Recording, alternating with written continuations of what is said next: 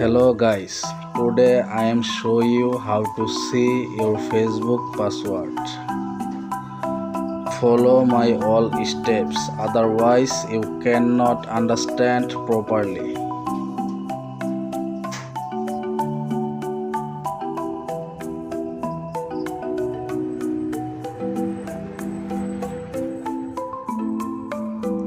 See, there is no option to see your Facebook password. Now go to your phone settings.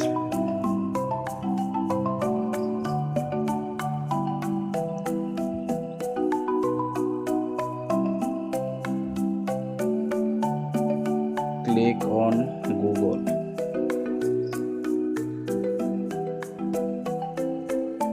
Now click on Password Manager.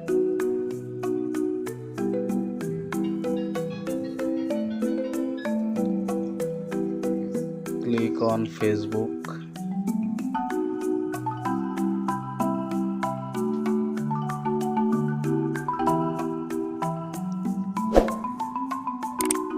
In this way, you can see your Facebook password.